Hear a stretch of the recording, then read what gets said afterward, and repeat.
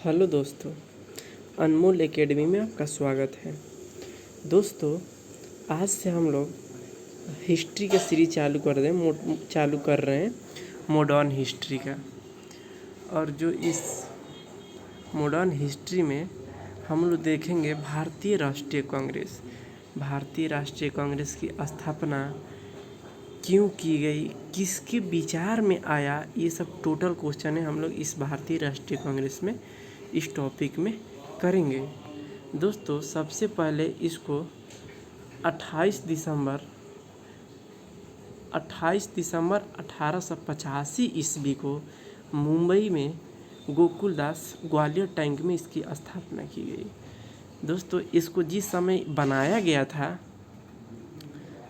उसका नाम भारतीय राष्ट्रीय कांग्रेस नहीं था, उसका नाम भारतीय कांग्रेस यूनियन था। दादा भाई नौरोजी के विचार में सबसे पहले आया कि हम इसका नामकरण बदल कर भारतीय राष्ट्रीय कांग्रेस कर देते हैं। और ये उनके मन में कहाँ से आया, तो दादा भाई नौरोजी अपने पर्सनल काम से यूएसए गए हुए थे। जो यूएसए में एक जितने राजनीति के छोटे छोटे सामूहिक दल है, वहाँ पर वो लोग कांग्रेस कहते थे। और कांग्रेस का मतलब एक जितने सारे वहाँ पर राजनीतिक दल छोटे छोटे रूप में उभर रहे थे, उसको पॉजिटिव व्यू से मजबूत माना जाता था। तो इसीलिए यहाँ पर जब दादा भाई नौरोजी आए तो यूनियन का नाम बदलकर कांग्रेस कर दिए। अगर कोई पूछे कि सबसे पहले भारतीय राष्ट्रीय कांग्रेस बना था या भारतीय कांग्रेस यूनियन बना था, तो आप लोग जवाब देंगे भारतीय कांग्रेस यूनियन बना था। जब भारतीय कांग्रेस यूनियन बनी थी तो उसकी स्थापना कब की गई थी? 28 दिसंबर 1885 ईस्वी को। और उसमें 72 प्रतिनिधियों ने भाग लिया। और जो इसकी स्थापना हुई थी मुंबई के गोकुलदास संस्कृत विद्यालय में। दोस्तों, यहाँ पे इसकी स्थापना मुंबई में होने वाली थी, पुणे में होने वाली थी, लेकिन वहाँ पर हैजा बीमारी के कारण उस जगह का स्थान बदलकर मुंबई कर दिया गया। जब ये कांग्रेस बनी थी, इसके प्रथम अध्यक्ष उमेश चंद्र बनर्जी थे और जो वायसराय थे लॉर्ड डॉफरिन था। और जो स्थापना करता थे यानी रियल फाउंडर थे वो एलन एक्टोबियम हिम थे। दोस्तों, यहाँ पे एक क्वेश्चन एराइज होता है कि एलन एक्टोबियम हिम के मन में कैसे विचार आया कि हमें भारतीय राष्ट्रीय कांग्रेस की स्थापना करना चाहिए। ये एक स्वीडिश व्यक्ति, ये एक स्कॉटलैंड व्यक्ति थे दोस्तों, यूरोपियन कंटेंट के व्यक्ति थे। तो इनको मन में कैसे आ गया कि हमको जो है भारत के भलाई के लिए हमको एक राजनीतिक दल बनाना चाहिए। ये आपके मन में भी क्वेश्चन उभर रहा होगा, तो आइए इसके बारे में देखिए हम बता रहे हैं। जब 1857 के स्वाधीनता संग्राम की क्रांति होने के बाद लोगों के मन में क्रांति की भावना उत्पन्न हो चुकी थी। जो संपूर्ण भारत में छोटे छोटे राजनीतिक दल के रूप में ब्रिटिश इंडिया को बहिष्कार करना शुरू कर दिए। और ये इतना बहिष्कार कर रहे थे कि जो ब्रिटिश इंडिया है उसको काम करने में बहुत परेशानियों का सामना करना पड़ता था।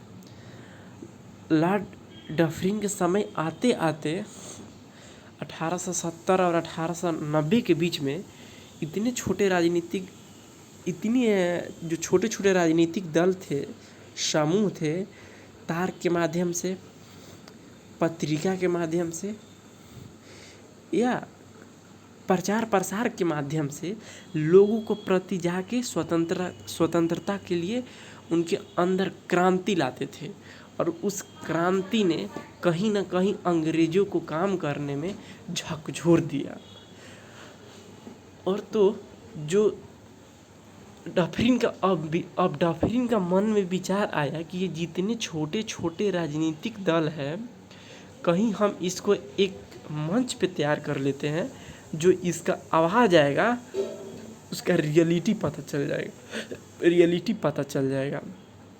और मान लीजिए कोई भी चीज़ आप अपने गांव में ही देख लीजिए, आप अपने गांव में कहीं अपने पड़ोस के गांव में जो ये सब धारणा प्रदर्शन हो रहे हैं, अगर हम इसको एक सामूहिक राजनीतिक दल के रूप में हम रख दें तो जो है प्रदर्शन का समय क्या होगा, एक ही होगा और उसका पता भी चल जाएगा कि जो इसका प्रदर्शनकर्ता कौन है, इनकी मांगे क्या है।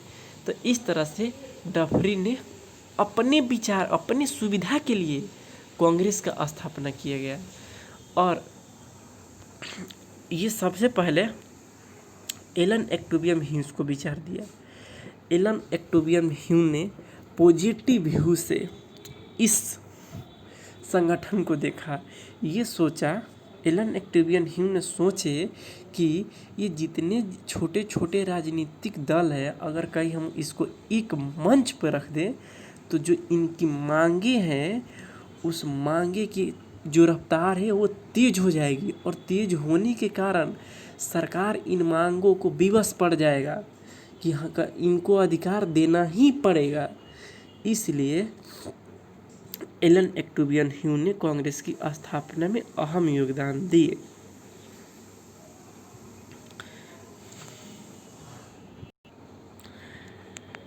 कांग्रेस के प्रथम सचिव के रूप में एलन एक्टोबियम ह्यूज ने भी काम किया और 1906 तक ये अपने पद पे रहे। जब 1912 में इनकी मृत्यु हो जाती है, तो कांग्रेस का जन्मदाता कहे जाने लगे। वही चीज़ें दोस्तों जो हम पहले बता चुके थे, प्रथम सम्मेलन इसका पुणे में होना था। हैजा बीमारी के कारण इसका स्थान चेंज करके गोकुलदास तेजपाल संस्कृत विद्यालय मुंबई के ग्वालियर टैंक में स्थापित कर दिया गया। दोस्तों आइए एलन एक्टोबियम ह्यूज के जीवनी के बारे में थोड़ा सा हम लोग पढ़ लेते हैं, इसलिए कि जो हमारे देश में अहम योगदान दिए हैं एक राजनीतिक दल को उभारने में, कहीं ना कहीं आज़ादी में इनका बहुत बड़ा योगदान रहा इस राजनीतिक पार्टी के।